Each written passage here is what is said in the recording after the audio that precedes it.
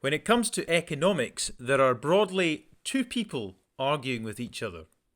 Those who argue that the wealth gap is growing and has indeed grown 50% from 2011 to 2019.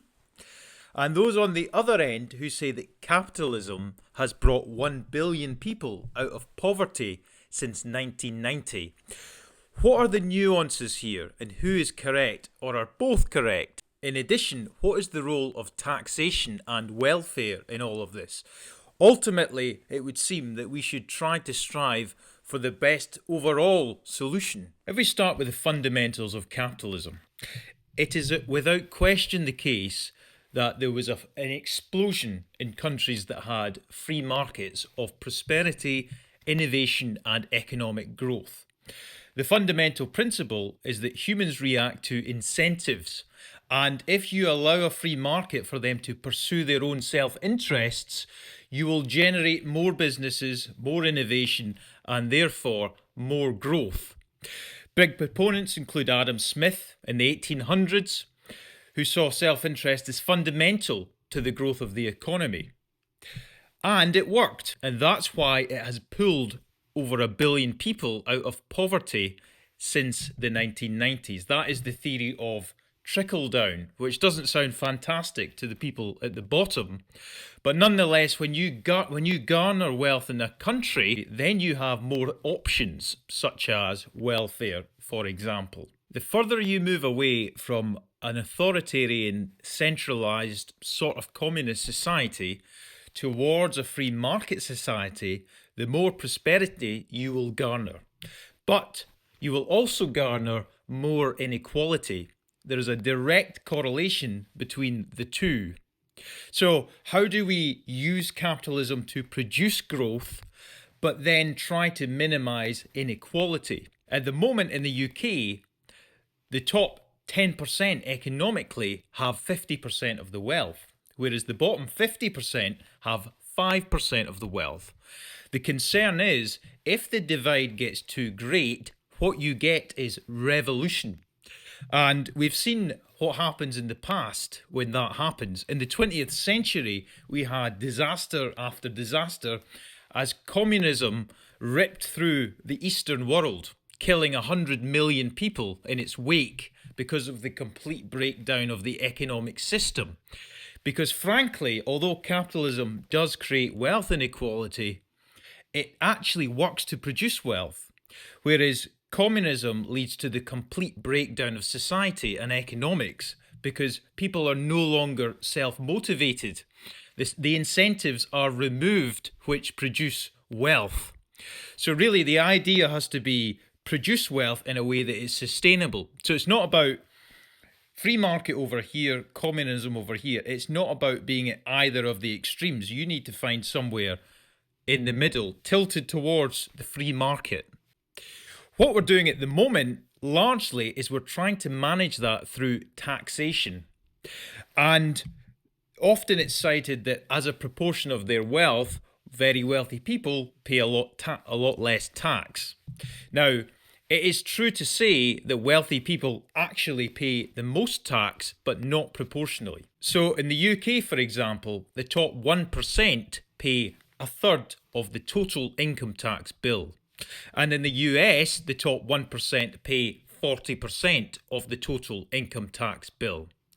The problem is that income tax is a blunt object. In reality, it really hurts the middle class. The middle class often rely solely on income. They often don't have the capital that the 1% or the wealthy classes, the rich classes, have. And it's capital which is not taxed to the same degree as income. And therefore, the middle class are being hammered at the moment because as there's crying out of inequality, governments around the world increase income taxes. In the UK, for example, the upper middle class will face the barrier of £100,000 of income, where the tax rate or the effective tax rate above £100,000 is 60% due to the tapering away of the personal allowance. And beyond 125,000, they face the additional rate band. In Scotland, between 100,000 and 125,000, you pay an effective rate of 65%. That kind of politics is actually not targeting the super rich. It's really targeting the upper middle class. So if income tax is a bit of a blunt object, what comes next? I have talked previously about a wealth tax. And the problem with ultra wealthy people, although they do pay a lot of tax, as we've covered, proportionally relative to their wealth, it's a lot lower. But the problem persists. These people are hugely mobile. And any attempts in the past to create a wealth tax simply leads to capital flight. And then we lose wealth, and then we have less in order to try to balance our internal books across people. So what about investment capital? Invested capital is taxed at a lower rate than income tax. Is there scope to increase that to some extent? Well, the Labour Party did just that in their October budget last year. Capital gains tax went up to 24% at the higher rate, which is still much lower than income tax.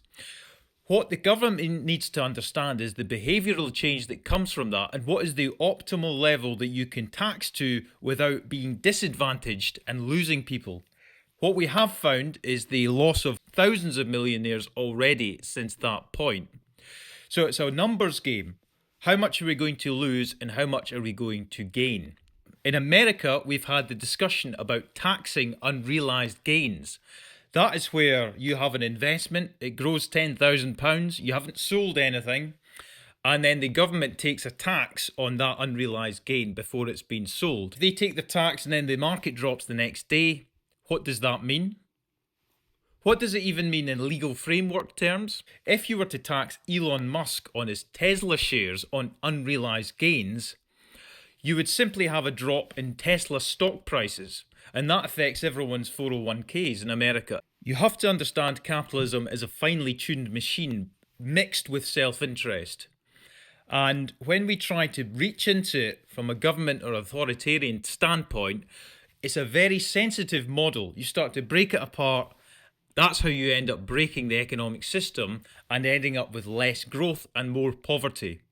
So the system has to be allowed to generate the wealth, and then we have to be better at how we redistribute it. And it's not to say we don't have more taxes, but it has to be a sustainable, optimal level of taxation. There have been many examples in history where increases in tax rates have led to less tax receipts. A good example of that is when Gordon Brown increased the top rate of tax to 50%. The result was the tax receipts went down.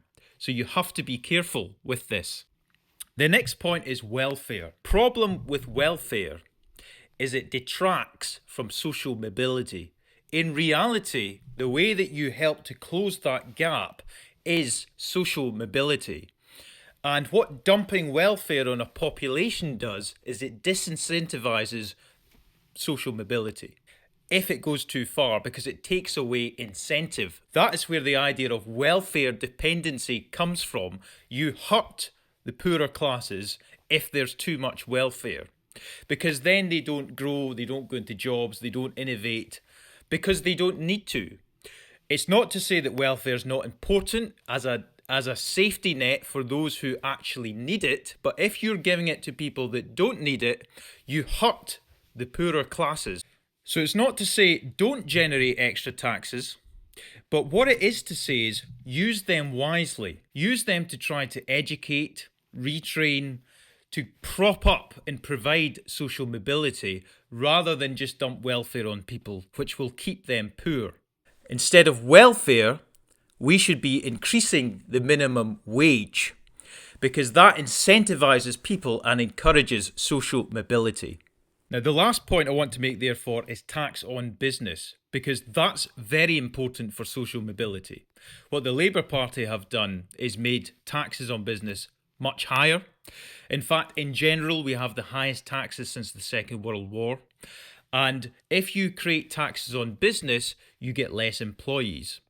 So the broad blueprint should be increase the minimum wage, because that is an incentive to social mobility rather than simply welfare where it's unnecessary. Second of all, cut business rates, because businesses can't be prosperous if you increase minimum wage and taxes. Thirdly, optimise taxation in a way that it's sensible and you actually raise tax receipts rather than reduce them. And thirdly, education and retraining, again for the purposes of social mobility. Lastly, simply increasing income taxes is a blunt object. It's not a good strategy. It does hurt the middle class a lot more than the poorer classes, but that is not going to fix the problem of inequality. I'm aware that I will get thunderous responses to this, so I look forward to them.